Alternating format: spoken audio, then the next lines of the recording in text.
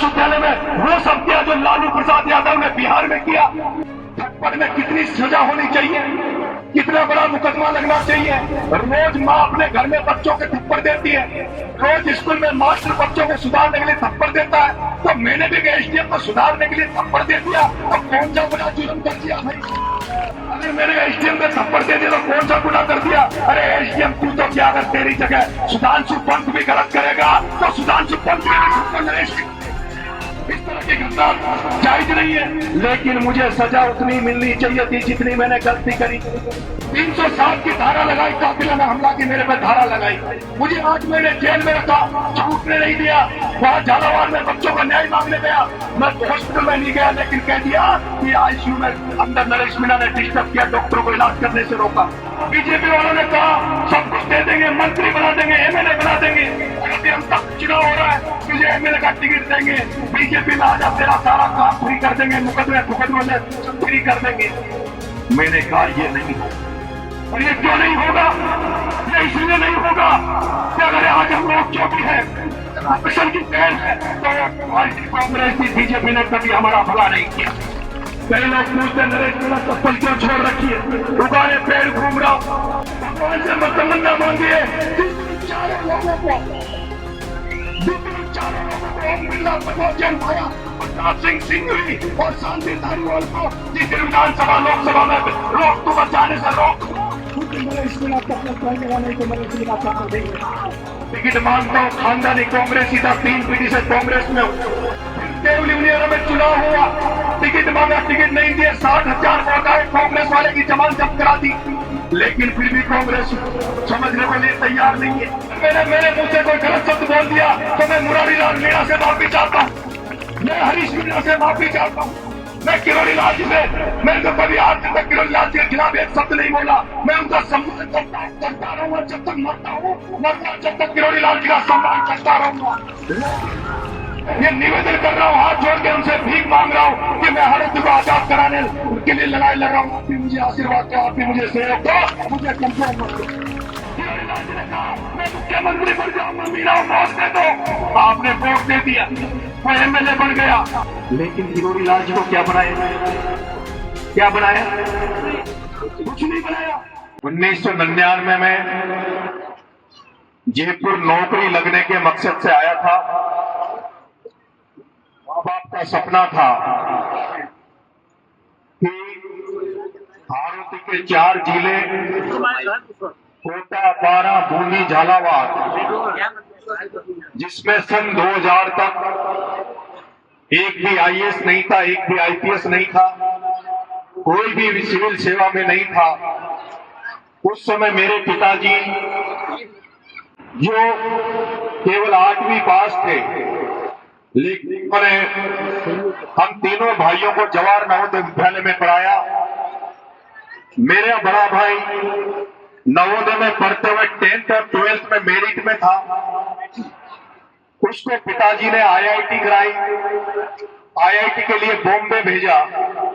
पिताजी का सपना था कि मेरे बेटे को कलेक्टर बनाओ, क्योंकि 4 जिलों में कोई कलेक्टर नहीं था। सुनते थे बामनवास में इतने कलेक्टर हैं, उधर इतने कलेक्टर हैं। हम तो जब रायसेना से गए थे, मेरे पूर्वज 150 साल पहले रायसेना में जो खेड़ा है, वहां से रामकिशन जी सरपंच साहब थे, उन्हीं के परिवार से निकलकर 150 साल पहले हम लोग 12 में अटरू के नया गांव में जाके बस गए। घटवासन माँ को मानते थे, घटवासन माँ को ढोकते थे, लेकिन मेरे से 4 पीढ़ी पहले मेरे पिताजी का नाम कल्याण सिंह मीणा, दादा बलराम पटेल, उनके पिताजी का नाम ओंकार लाल पटेल, उनके पिताजी का नाम कसनलाल पटेल, उनके पिताजी का नाम दीपा पटेल।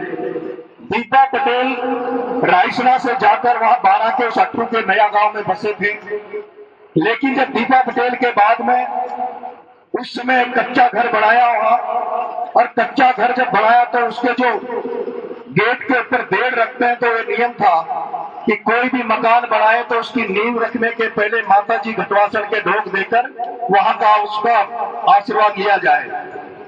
मेरे दादाजी वो कसन पटेल जब घटवासन मैया के ढोक देने आए, घटवासन मैया को ढोकने आए, तो वो वापिस उस समय नहीं गए थे। कारण क्या रहा पता नहीं, लेकिन उसके बाद हमारे परिवार का आना जाना बंद हो गया था। लेकिन जैसे जैसे इधर से लोग जाने लगे, वापिस से तालमेल बनने लगा, तो फिर सन 2002 में मेरे बड़े भाई की जब नौकरी लगी, IIT में वो गए, तो उसके बाद पिताजी घटवासन मां के आने लगे, हम लोग रायसना आने लगे। रायसना के जो हमारे परिजन है, हमारे परिवारजन है, वो भी हमारे कार्यक्रमों में जाने लगे। 1999 में जब जयपुर आया, तो 1999 में आने के बाद 2002 में चुनाव लड़ा कॉलेज का। उस समय इधर के छात्रों से उनके बीच में रहने लगा, बात करने लगा, तो उस समय आपके पूरे एरिया में घूमने लगा, डोलने लगा, घूमने लगा, तो देखा कि किस तरह से कैप्टन छुट्टनलाल मीणा ने यहाँ काम किया है, किस तरह से बाबा साहब भीमराव अंबेडकर ने, जिसने इस समाजों को पढ़ा के लिखा के आगे बढ़ाया, उसको किस तरह से यहाँ माना जाता है, किस तरह से किरोड़ी लाल जी मीणा ने बरसों तक यहाँ लड़ाई लड़कर यहाँ के लोगों को अपने अधिकार दिलाए, किस तरह से राजेश पायलट, जो स्वर्गीय राजेश पायलट ने आकर यहाँ राजनीतिक चेतना को जागृत किया, किस तरह से लोगों को राजनीति में प्रतिनिधित्व दिया। इस एरिया में मैंने देखा, इसी दौसा में, इसी सिकराय में, टोडाभीम में, महुआ में, गंगापुर सिटी में, आपके हिंडोन में मैंने देखा है। जब राजेश पायलट साहब भरतपुर से चलकर जब दौसा आए थे, तो उसके पहले यहाँ गुर्जर मीणा राजनीति में नजर नहीं आते थे। सामान्य सीटों पर हमारा कोई प्रतिनिधित्व नहीं होता था। लेकिन मैंने देखा है कि जब पहली बार राजेश पायलट साहब जब भरतपुर से चलकर दौसा में सांसद बने थे, तो 13 पंचायत समितियां यहाँ दौसा में थी, 7 पंचायत समितियां जनरल सीट थी। उन 7 सीटों पर मीणा समाज के प्रधान पहली बार राजेश पायलट ने आपके एरिया में बनाए थे। उस राजेश पायलट साहब ने पहली बार मीणा समाज को प्रतिनिधित्व दिया, क्योंकि मीणा समाज पूरी तरह से कांग्रेस में था और राजेश पायलट साहब कांग्रेस से चुनाव लड़े थे। उनके खिलाफ नाथू सिंह जी गुर्जर यहाँ से चुनाव लड़े। नाथू सिंह जी गुर्जर यही दौसा के रहने वाले थे और राजेश पायलट साहब बाहर से आए थे। गुर्जर समाज नाथू सिंह जी गुर्जर के साथ खड़ा था, मीणा समाज पूरी ताकत से राजेश पायलट साहब के साथ खड़ा था, और उसी का परिणाम यह रहा कि राजेश पायलट साहब ने भी मीणा समाज को राजनीतिक प्रतिनिधित्व देने में कहीं कंजूसी नहीं की। राजेश पायलट साहब की देन थी कि बांदीकुई में, जिस बांदीकुई में कभी मीणा MLA नहीं बनता था, मीणा कभी चुनाव लड़ने की सोचता नहीं था, उस बांदीकुई में 1998 में मुरारी लाल जी की पत्नी सविता मीणा को बसपा से चुनाव लड़ाया। जब उसको टिकट नहीं मिला तो बसपा से चुनाव लड़वाकर और उसकी मदद करी। उस समय मुरारी लाल जी की घरवाली चुनाव हार गई थी, लेकिन उनको अगली बार मदद की बसपा से और उसको MLA बनाया। राजेश पायलट ने डायरेक्टली इनडायरेक्टली किसी भी तरह से, जैसे भी उनका बस चला, हमारे लोगों को प्रतिनिधित्व देने का काम किया। ये राजेश पायलट साहब की चेतना और जागृति थी कि जिसकी आज ये है कि आज अगर माधोपुर में चले जाओ तो मीणा वहां का सांसद है, दौसा में चले जाओ तो मीणा वहां का सांसद है। आपके यहाँ जिनका वोट है वही MLA है। चाहे माली समाज बांदीकुई में माली समाज है तो सैनी समाज का व्यक्ति MLA है। चाहे आप किसी भी एट में चले जाओ, गंगापुर सिटी में रामकेश मीणा जी MLA है। दौसा में एक जनरल सीट पे, एक सामान्य सीट पर एक दलित का बेटा DC देरवा MLA है। अगर राजनीति में स्थापित हो जाएंगे तो ये भी किसी न किसी दिन वो एक मुकाम प्राप्त करेंगे। आपके बेटे ने राजस्थान विश्वविद्यालय में वो सब किया जो राजेश पायलट ने पूर्वी राजस्थान में किया। आपके बेटे ने राजस्थान विश्वविद्यालय में वो सब किया जो लालू प्रसाद यादव ने बिहार में किया। आपके बेटे एक बार तो मुझे मार के पटक दिया था मंडावर में, मार के मुझे मंडावर में पटक दिया था। एक बार मैं सत्याग्रह आंदोलन किसानों के लिए लड़ाई लड़ने आपकी इसी दौसा की धरती पर आया तो गांधी जी मूर्ति मैंने माला 2017 में पहनाया था, तो मेरी पूरी पीठ यहाँ पे पुलिस ने लाठियों से बारह की धरती से। आप लोग उस बारह के बारे में पता करो, कोटा बूंदी के बारे में पता करो। हम लोग क्या है, हम पंचायत समिति का टिकट मांगते हैं, जिला परिषद का टिकट मांगते हैं, MLA का टिकट मांगते हैं, सांसद का टिकट मांगते हैं। वो लोग उनकी इच्छा होती है, उनके मन में भाई देखते हो, राजनीति के बिना कुछ नहीं है, राजनीति के बिना कुछ नहीं है। वो सुधांशु पंत मुख्य सचिव होगा, लेकिन चलेगी तो भजन लाल की। राजस्थान आज आपको दौसा का जो कलेक्टर होगा, SP होगा, वो कलेक्टर वो 7 बार बढ़ जाता है, 7 बार एमएलए अभी भी एमएलए लगातार। एक प्रमोद जैन भाया जो फलों में आता है, से आगे 12 जिले का मालिक बन जाता है। आपके बेटे की देन है तो राजस्थान विश्वविद्यालय में एक प्रभात चौधरी, एक जाटों की बेटी, किसान की बेटी, किसान जाट की बेटी प्रभात चौधरी राजस्थान विश्वविद्यालय के अध्यक्ष बनी। आप ये बेटे नरेश मीणा की देन है जो राजेश मीणा राजस्थान विश्वविद्यालय का अध्यक्ष। दलित समाज में पैदा हुई पूजा वर्मा, उसको आपके बेटे ने बनाया। दलित समाज में पैदा हुआ विनोद जाखड़, उसको आपके बेटे ने बनाया।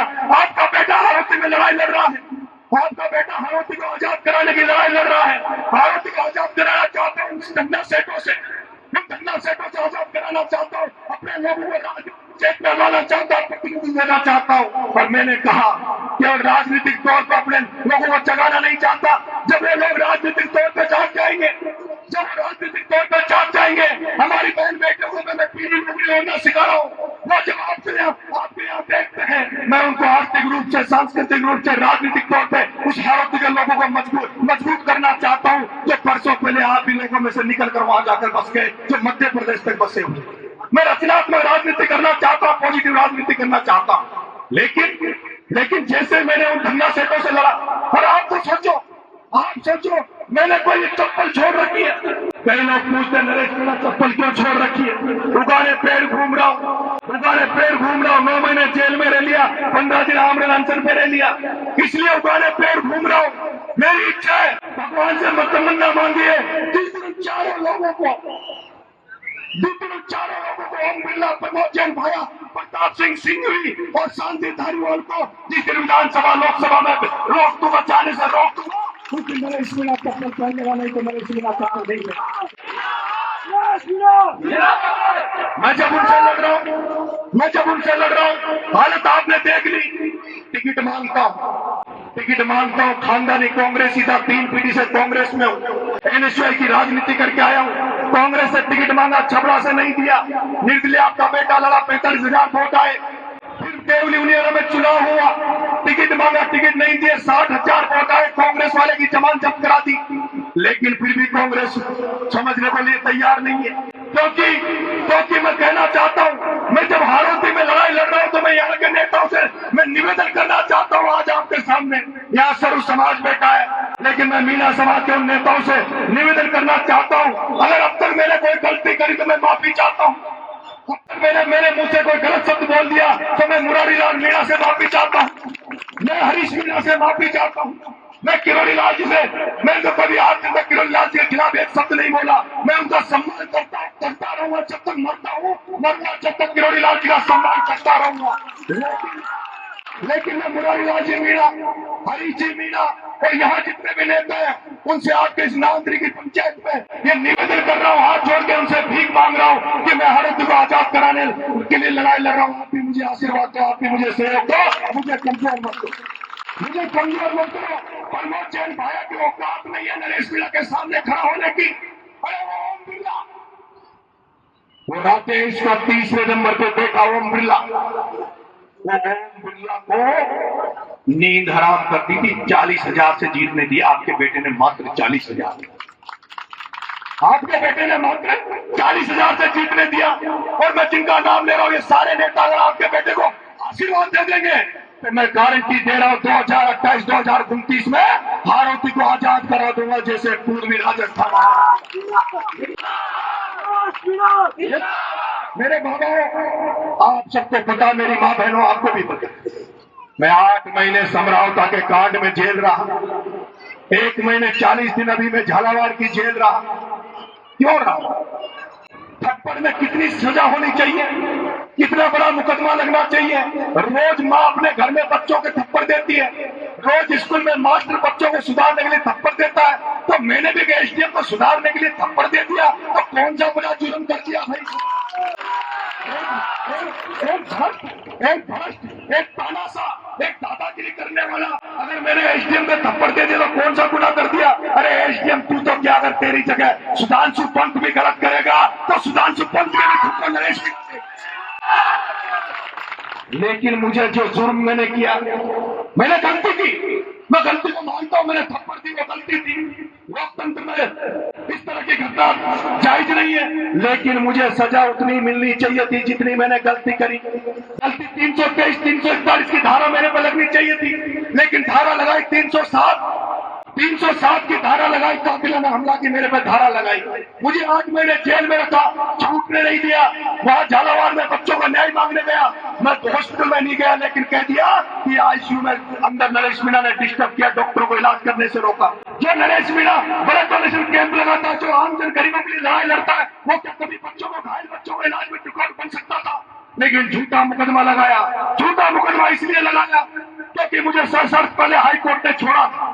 सशर्त हाईकोर्ट ने छोड़ा था, ने कहा था दोबारा कोई इस तरह की पुनरावृत्ति ना करे। उसी कानून को तोड़ करवाने के लिए मुझे वहां झूठे मुकदमे में 40 दिन जेल में रखा।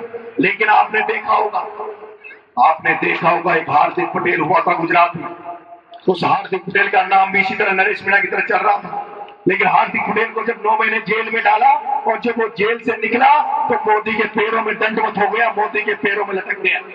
आज हार्दिक पटेल को कोई नहीं पूछ रहा। मैं जब जेल में था तो भजन लाल ने कहा, बीजेपी वालों ने कहा सब कुछ दे देंगे, मंत्री बना देंगे, एमएलए बना देंगे, अभी हम तक चुनाव हो रहा है तुझे एमएलए का टिकट देंगे, बीजेपी में आजा, तेरा सारा काम फ्री कर देंगे, मुकदमे फुकदमे फ्री कर देंगे। मैंने कहा ये नहीं होगा, ये नहीं होगा। और ये क्यों नहीं होगा?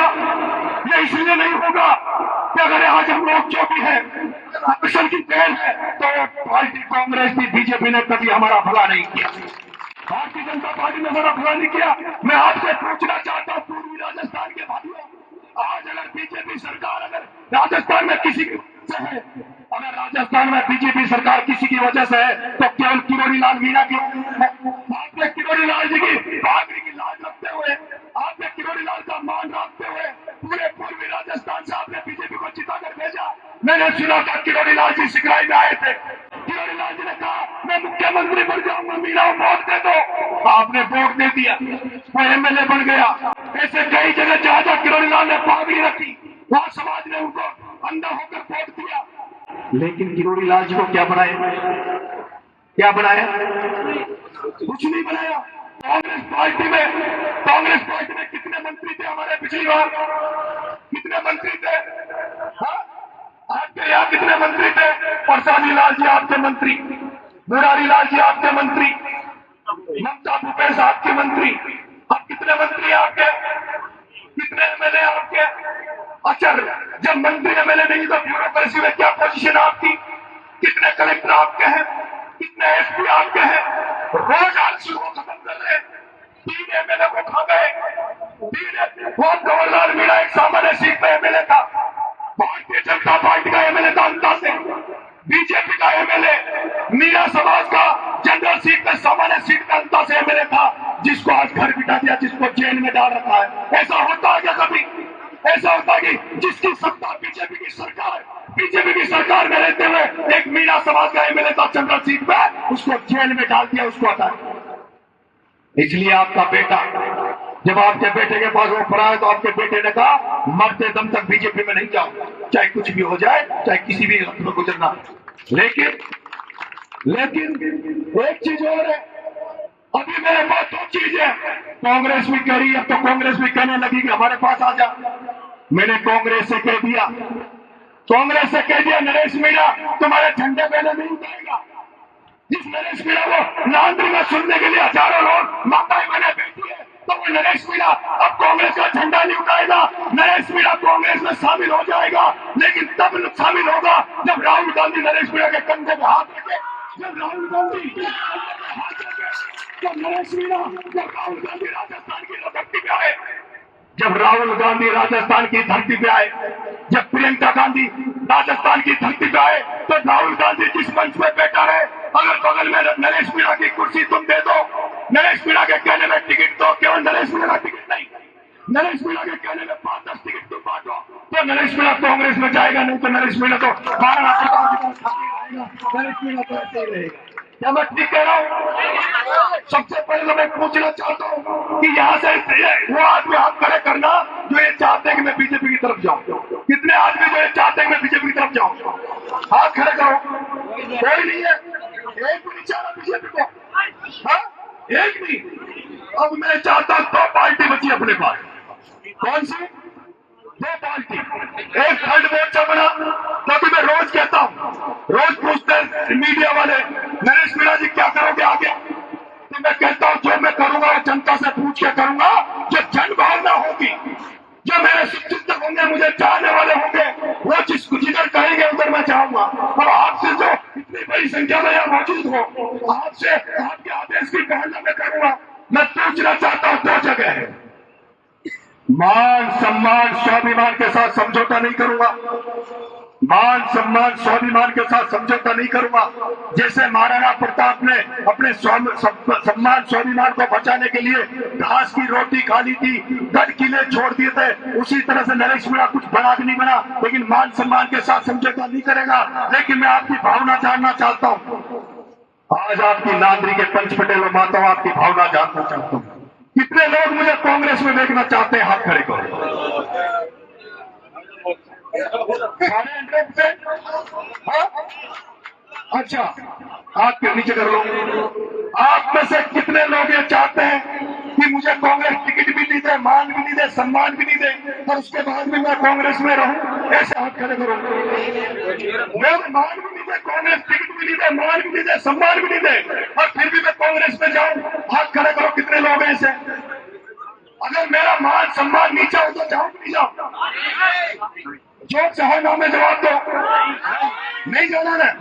मैं आपसे कहना चाहता हूं पटेल, मैं कहना चाहता हूं राजस्थान की राजनीति में 13% आदिवासी है। कितने परसेंट? 13% आदिवासी है, 7% मीणा समाज है, 6% वो भील समाज है जिनके लिए मैं लड़ाई लड़ रहा हूं अभी। 13% में से 7% हमारी संख्या, लेकिन आज एक भी मीणा कांग्रेस में खुद के टिकट के अलावा दूसरे का टिकट नहीं दिला सकता। सही बात है कि नहीं है? एक भी नेता बता दो जो खुद के टिकट के अलावा दूसरे का टिकट दिलाता हो। सचिन पायलट साहब 40-50 टिकट बांटते हैं। कितने टिकट बांटते हैं? 40-50 टिकट बांटते हैं। सचिन पायलट साहब। अशोक चांदना 7 टिकट बांटता है, 7।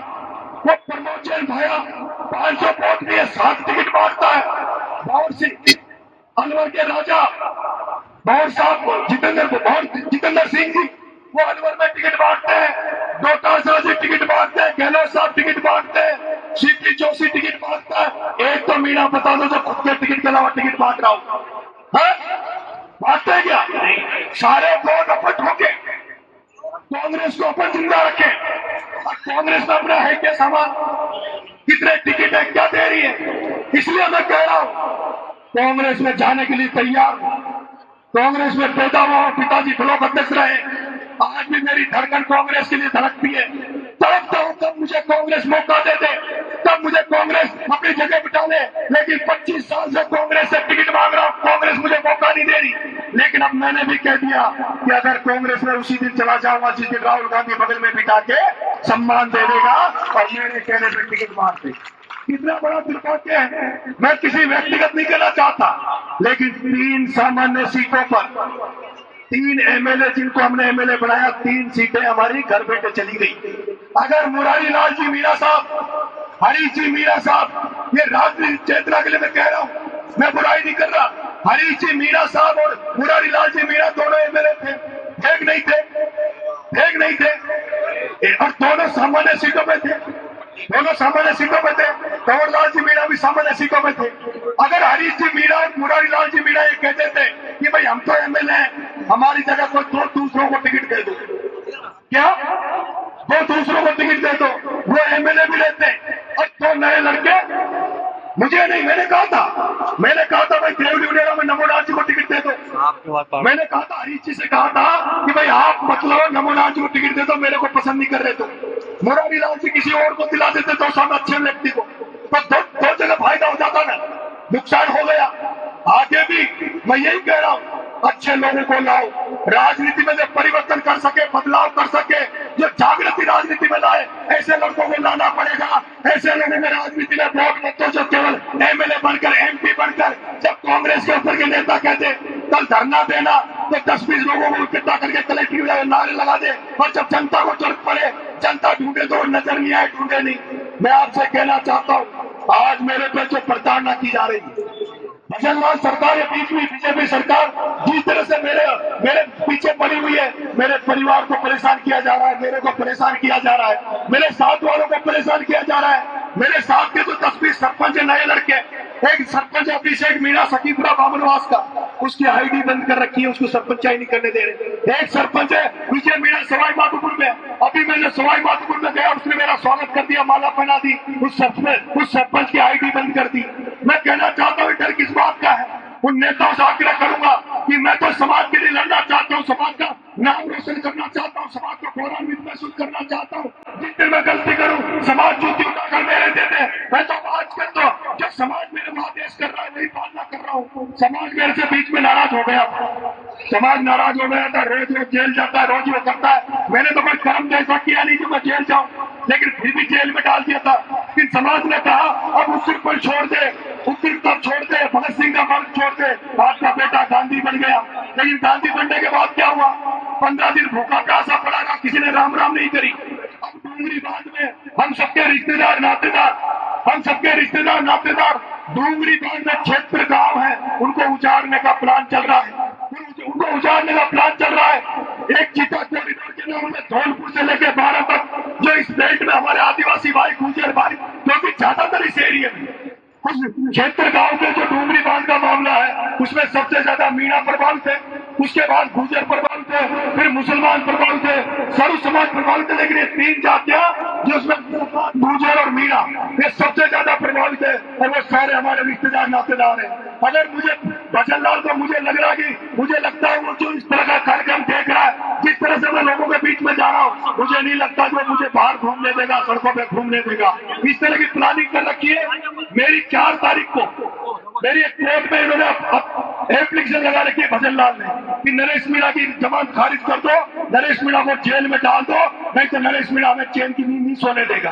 हो सकता है ये मेरी खारिज करके वापिस से मुझे जेल डाल दे, हो सकता है 3-4 साल के लिए जेल डाल दे। मैं तो ये भी देख रहा हूँ उनका ये प्लान है। और जिसमें सबसे बड़ा हाथ किसी का है तो वो ओम बिरला का है, जो लोकसभा स्पीकर है। ओम बिरला चाहता है नरेश मीणा को अंदर डाल के सजा दे दो, और ताकि ये 10 साल तक आगे चुनाव नहीं लड़ पाए। लेकिन मैं कहता हूँ कर्नल फैसला तो एमएलए नहीं बनाता, कर्नल फैसला तो सांसद नहीं बनाता, लेकिन कर्नल फैसला के घर घर में पूजा हो रही है, घर घर में मूर्ति हो रही है। नरेश मीणा एमएलए नहीं बनेगा तो कोई फर्क नहीं पड़ता, सांसद नहीं बनूंगा तो फर्क नहीं पड़ता। नरेश मीणा जेल जितनी बार जाएगा उतनी बार लोगों को लगेगा नरेश मीणा अगर आपने समझौता नहीं किया, मैं मानता हूँ तो ये जनता जिस तरह से आज आशीर्वाद दे रही है, इस जनता का आशीर्वाद बढ़ता जाएगा। मैं आपसे पटेलों कह रहा हूँ, मेरे 14 साल का बच्चा है, मेरा 14 साल का बच्चा है, उसको मैं हर जगह आजकल डुलाने लग गया। केवल इसलिए डुलाता हूँ, मुझे भरोसा नहीं है, मुझे भरोसा नहीं कि लोगों से मैं लड़ रहा हूँ वो मुझे कब मरवा दे। मेरी सुपारी 15 करोड़ की प्रमोशन भाया ने 12 में थी। पर आज आप लोगों ने जो सोशल मीडिया देख रहे होंगे, मैं जब टॉप जेल में था तब मैंने टॉप जेल में कहा था कि मेरी हत्या हो सकती है, मुझे मरवाया जा सकता है। टॉप जेल में हथियार आ चुके हैं और आज वो वीडियो सबके सामने आ गया, टीवी चैनल पे आ गया कि नरेश मीणा ने जो कहा सही हुआ, और आज वो हथियारों के वीडियो भी जेल से टॉप जेल से आ गया। मुझे भरोसा नहीं है मैं कितने दिन चल पाऊंगा, कितने दिन रह पाऊंगा, लेकिन इसलिए मैं बेटे को तैयार कर रहा हूँ। जो काम मैं सपने देखता हूँ, जो जागृति का सपना देखता हूँ, समाज को आगे ले जाने का सपना देखता हूँ, जो मैं नहीं कर पाया वो मेरा 14 साल का बेटा करेगा। इसलिए मैं उसको ट्रेनिंग दे रहा हूँ, इसलिए मैं घुमा रहा हूँ। मैं जानता हूँ तो मुझे भरोसा है ये समाज मेरे बाद भी अगर मेरे परिवार को जरूर ये समाज रक्षा करेगा, मैं इसी उम्मीद करता हूँ। आपका बेटा कभी झुकेगा नहीं, आपका बेटा कभी समझौता नहीं करेगा। कैसे समझौता कर लूंगा, कैसे झुक जाऊंगा? जब अनशन पे बैठा था पूरा समाज ने कहा बेटा अनशन तोड़ दे। मैंने कहा मेरे परिजनों से आग्रह उनसे कहा, उनसे वादा किया है, जो बच्चे मरे थे कि जब तक अनशन नहीं तोड़ूंगा तब तक उनकी मदद नहीं करूंगा। और 24 घंटे के अंदर केवल मात्र 24 घंटे के अंदर जब मैंने कहा मुझे इनकी आर्थिक मदद करनी है, मुझे 51 लाख देने हैं, तो मैं आज आपके सामने कह रहा हूँ। कल परसों मैंने कहा था 80-90 लाख रुपए हमारे पास आए, लेकिन मेरे पंच पटेलों मेरी माताओं 1 करोड़ रुपए हमारे पास आ चुका है। 1 करोड़ रुपए हमारे पास आ चुका है। अब हमने पैसा लेना बंद कर दिया है। जो भी यहाँ से बात सुन रहे हो, हमें 1 रुपए की जरूरत नहीं है। मैं अभी 1-2 दिन में प्रेस कॉन्फ्रेंस करके वहां जाऊंगा। भजनलाल सरकार ने 12-12 लाख रुपए दिए हैं, भजनलाल सरकार ने 12-12 लाख रुपए दिए हैं। वो 7 परिवार है जिनके बच्चे मरे हैं। मैं उनको 13-13 लाख रुपया तमाम राजस्थान की जनता की तरफ से दूंगा। 13-13 लाख रुपए, 13 सत्तर 91 लाख तो वो हो गए, 91 लाख तक के 7 जनों को 13-13 लाख हो गए, और फिर 9 लाख रुपए बचेंगे।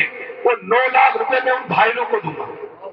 13 लाख 91 लाख को जिनके बच्चे मरे हैं उनको दूंगा, और 9 लाख रुपए जो घायल बच्चे हैं उनके परिजनों को दूंगा। और ये जो सहयोग दिया तमाम लोगों ने उनके लिए मैं धन्यवाद दूंगा। एक मैं पार्टी का तो अभी तय नहीं है, मैं थर्ड फ्रंट में जाऊंगा, कांग्रेस में जाऊंगा, मैंने आपके सामने सारी बात रख दी है। लेकिन मैं एक अपना संगठन बना रहा हूं जिसका नाम है भगत सिंह सेना। वो भगत सिंह सेना में युवा रहेंगे, भगत सिंह सेना में युवा रहेंगे, और भगत सिंह सेवा संगठन, दो ग्रुप बना रहा हूं, एक भगत सिंह सेना और एक भगत सिंह सेवा संगठन। भगत सिंह सेवा संगठन में मैं रिटायर्ड लोग हैं, जो 50 साल से ऊपर लोग हैं, जो बुजुर्ग लोग हैं, उनको हम भगत सिंह सेवा संगठन से जोड़ेंगे। ये भगत सिंह सेना और भगत सिंह सेवा संगठन ये शिक्षा पर काम करेगा, भ्रष्टाचार के खिलाफ काम करेगा। आज राजस्थान में नशाखोरी जिस तरह से बढ़ रही है, इसमें का इस तरह से प्रचलन हो रहा है, नशा का प्रचलन हो रहा है, उसके खिलाफ तमाम राजस्थान में प्रत्येक कोने में जाऊंगा और उसके सदस्य बनाऊंगा। मैं आशा करता हूं, उम्मीद करता हूं, आज भगत सिंह जी का जन्मदिन है। जिस बच्चे ने 23 साल की उम्र में इस देश की आजादी के लिए हंसते हंसते फांसी का फंदा चूम लिया था, उस भगत सिंह का जन्मदिन भी है। मैं उन भगत सिंह को नमते हुए आप तमाम लोगों से इस भगत सिंह सेना, भगत सिंह सेवा संगठन से जुड़ने की अपील करता हूं, ताकि भगत सिंह फिर से जिंदा हो सके, भगत सिंह के नाम को घर घर तक पहुंचाया जा सके। मैं चाहता हूं भगत सिंह 23 साल के युवा को हर जगह, आपने देखा है भगत सिंह की मूर्ति बहुत कम नजर आती है, हम भगत सिंह की मूर्तियां भी लगाएंगे। शहीद दिवस 23 मार्च को भगत सिंह का शहीद दिवस होगा, उस समय हम 23 मार्च को राजस्थान में बहुत बड़ी भगत सिंह के शहीद दिवस में सभा भी करूंगा, और सभा के समय ब्लड डोनेशन कैंप भी लगाऊंगा। मुझे उम्मीद है आपका आशीर्वाद, आपका सहयोग जो मुझे मिल रहा है वो आगे भी मिलता रहेगा। आपको भरोसा देता हूँ मेरी माता बहनों, मेरे बुजुर्गों, मेरे माता बहनों, मेरे बुजुर्गों में आपको भरोसा देता हूँ। मैंने घर में केवल एक ही बात सीखी है, गाँव में कहावत थी वो सीखी है, वो है पूत सपूत तो क्यों धन संचय, और पूत कपूत तो क्यों धन संचय। जिंदगी में कोई लालच नहीं है, कोई मोह नहीं है, लालच और मोह है तो केवल एक ही बात का है, ऐसा काम करूं जो मरने के बाद लोग याद करें। मैं जब शमशान घाट में जाऊं तो जनता याद करे, मरने के बाद मुझे याद करे।